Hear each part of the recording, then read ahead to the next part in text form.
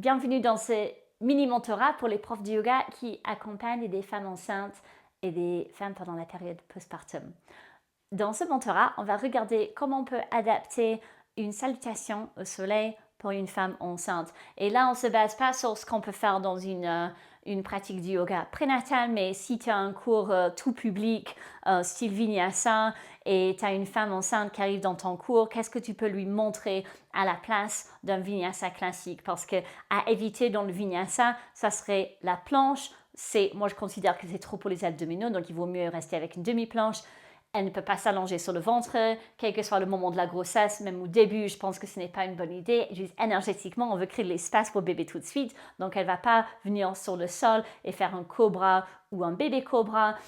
Pour moi, chien tête en haut, pas une bonne idée non plus parce que c'est très très intense comme flexion arrière et ça a tendance à être un petit peu trop pareil au niveau de la paroi abdominale et du coup, ça pousse un petit peu trop sur la paroi abdominale qui est un petit peu plus sensible pendant la grossesse et moins stable. Donc, qu'est-ce qu'on peut faire à la place de toutes ces choses, vu que c'est un vinyasa, c'est un enchaînement qui est très dynamique?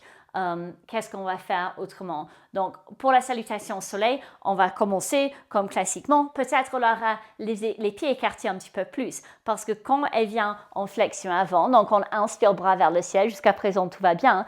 Expire, flexion avant. Là, il faut laisser l'espace pour bébé. Donc, si les pieds sont joints, pas confortables, on écarte les pieds pour quand elle vient en flexion avant, elle a l'espace pour bébé. Et peut-être elle est OK juste à descendre les mains dans le vide, mais si c'est plus stabilisant, elle peut aussi avoir les mains sur les cuisses pendant la flexion avant. Elle vient en Uttanasana. Sur l'inspire, Ardha Uttanasana, éventuellement les mains sur les jambes si c'est plus confortable. Et puis là, sur l'expire, plutôt que de venir en planche, elle peut venir à quatre pattes. Et moi, ce que je conseille en général, plutôt que de faire une demi-planche, on reste à quatre pattes ici et elle peut faire la respiration du chat. Peut-être tu le connais comme chat-vache. On inspire, on bascule le bassin vers l'avant, on rentre, on monte le bas-ventre, on stabilise les abdos, on veut sentir l'étirement dans le haut du dos. Expire, on envoie le coccyx vers le sol, le dos s'arrondit, on relâche la tête. Donc, elle peut faire ça peut-être plusieurs fois. Inspire, bassin vers l'avant, sangle abdominal actif. Ça, c'est important pour tous tes élèves. On veut toujours sentir l'étirement au niveau des vertèbres thoraciques et pas dans les lombaires quand on fait une flexion arrière. Ça, c'est un sujet pour un autre mentorat.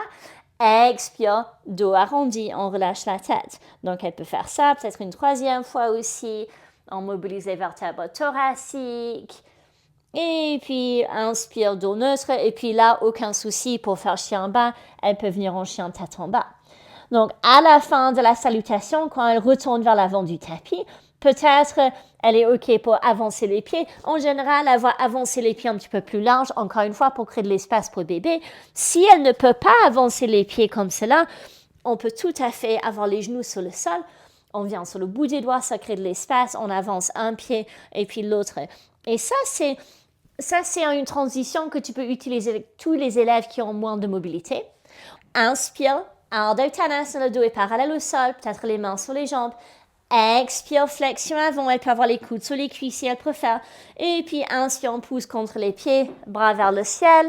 Expire, on baisse les bras le long du corps. Et là, on a retrouvé Tadasana, la montagne. Et ça, c'est la façon de modifier la salutation au soleil et notamment le Vinyasa pour une femme enceinte dans ton cours. À la prochaine fois!